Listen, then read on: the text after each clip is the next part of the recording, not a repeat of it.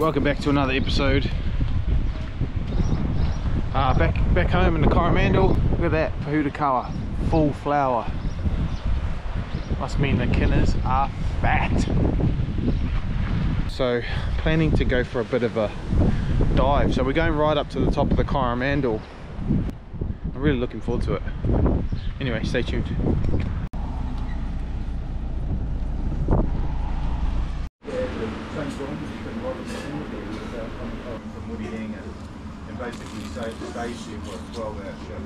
Eating fish and chips before we've even caught any fish.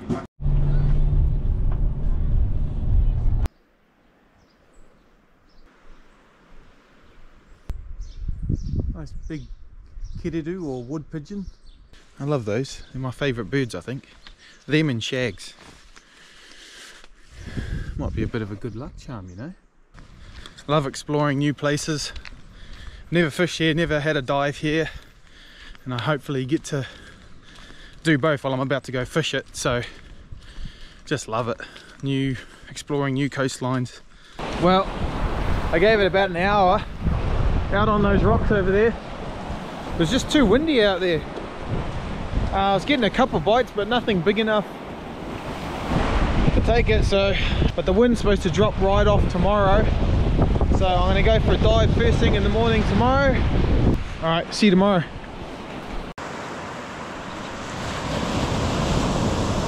I've just been for a walk down at the beach, which you would have seen. It is flat calm today. And go for a dive first thing, and then I'll do some work in the afternoon. But yeah, see you in the water.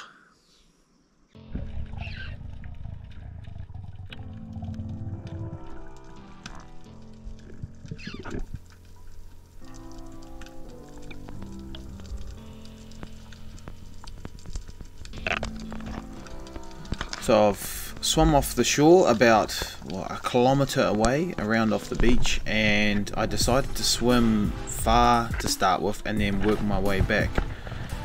So this is one of my first couple dives, and I start seeing a few crayfish.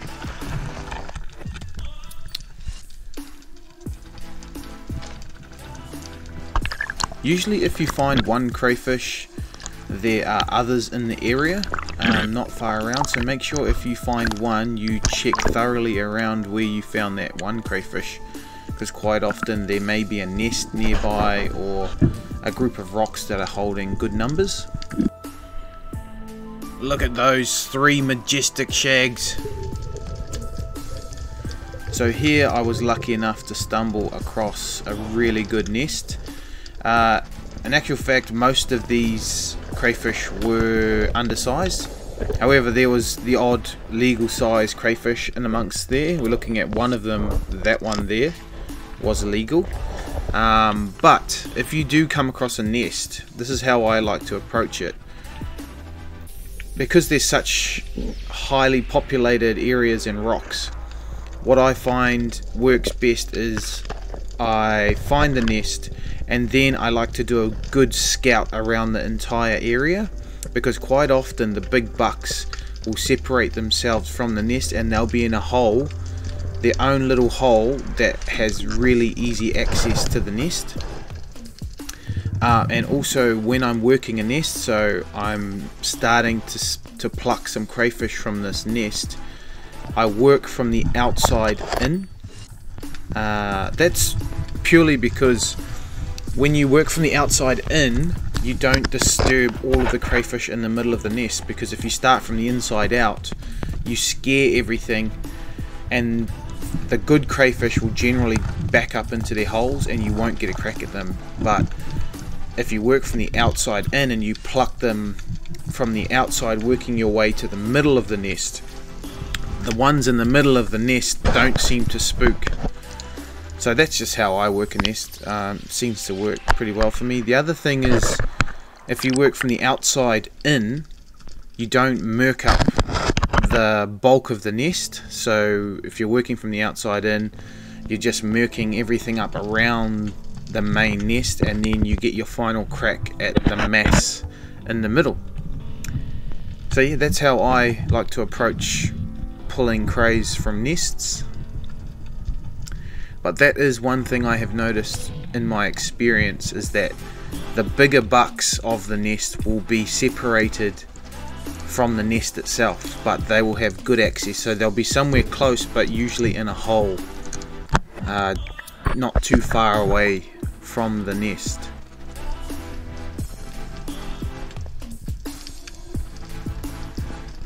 This guy was a crayfish that I had pulled out and then let go because he was slightly undersized, but obviously didn't mind me. I actually lost the catch bag, so the black rope that I tied my catch bag onto the float boat came undone, and I was lucky enough that I felt the weight come off my float.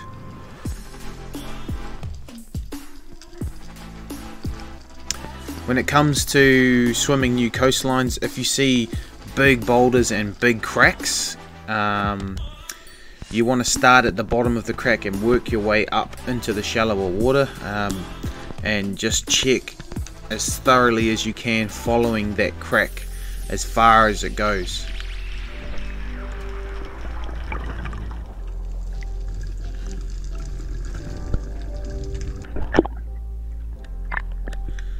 So here I had a couple of kingfish come in on me.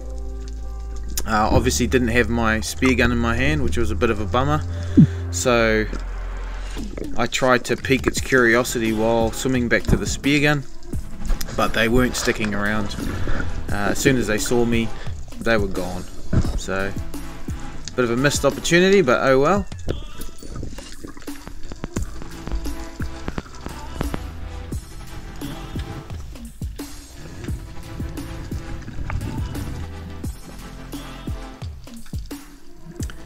Quite often when you come across a crayfish, or like a really nice cray in a crack, always check the back of their holes, because sometimes the first entry that you see may not be the best entry to grab the crayfish from. So in this case I swim over the back, and sure enough there is a hole that is much closer to the cray for me, so I make my grab from this side.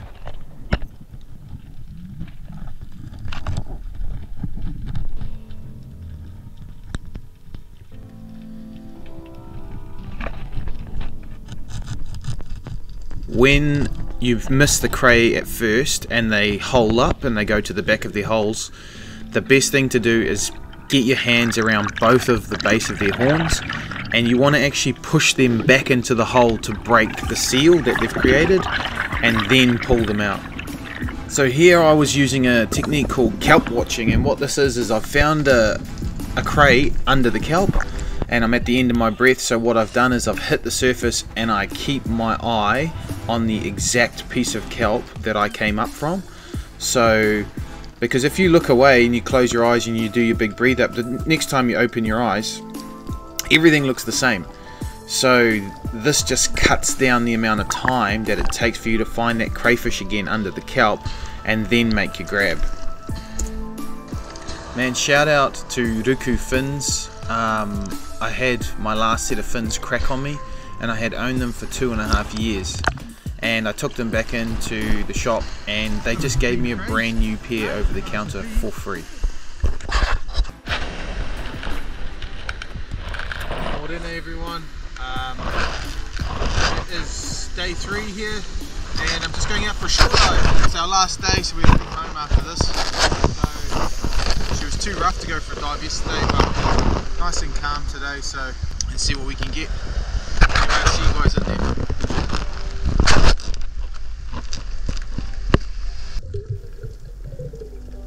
Again, short swim off the beach, and what do you know, there's another nest. So awesome to see this amount of juvenile crayfish in this type of number.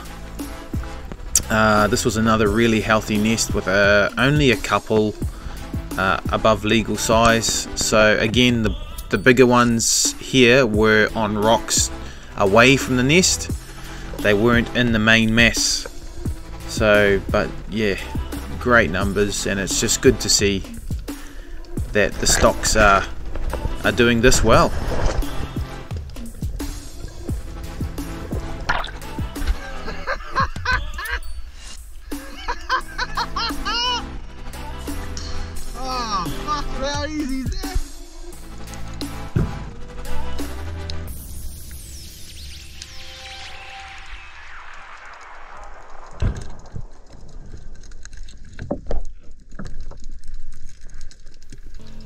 there's a few things in my opinion that you can do to increase your crayfish success. One of them would be swimming a long distance away from the beach. So in this case I was shore diving, so my attitude is that the further I swim, the less amount of pressure it would have on it, on the areas that I was diving. And sure enough, the further away I went from the beach, the better and bigger the crayfish got. So that's key in my opinion. Just if you want good success when you're looking for crayfish, swim. You just have to be prepared to swim a decent distance away. This is crazy though, because this rock was like really close to the beach, but it's been worked before, and I can tell because there was a few crayfish with feelers missing. But yeah, so if you want better success, try swimming a little bit further.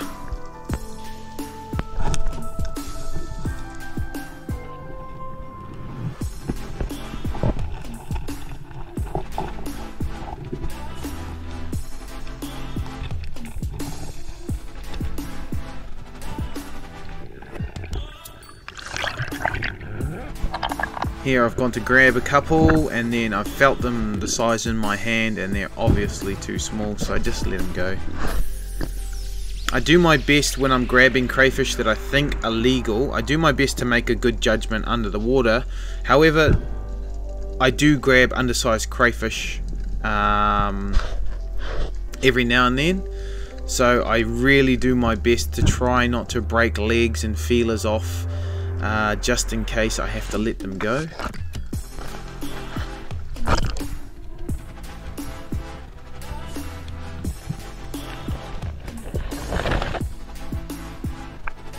There's also another thing. If you want crayfish success, you can't just float on the top trying to look for feelers. You need to get under the kelp and be searching under every rock, every crack, getting down to the bottom, looking in big, deep, dark holes. That brings me to another point.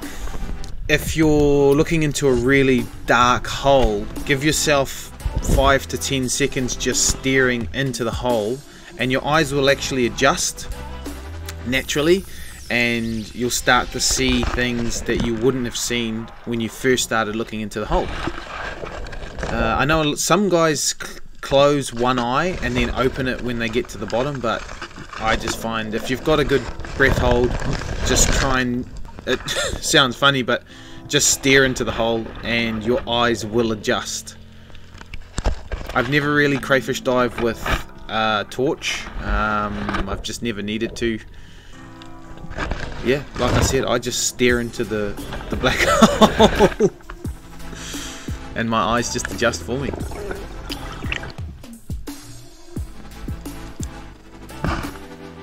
The crayfish that we're seeing here had much better holes. They were bigger crayfish, and the reason I think is they're harder to get because their holes just went too far back. If I miss the first grab, I'm just lunging my full arm right into the hole to try and feel them out, try and feel their feelers and then get a hold on them. But these guys, their holes were just so deep, there was no chance of me getting them once I missed them first. I missed a lot of crayfish on this day, a lot of bigger crayfish, so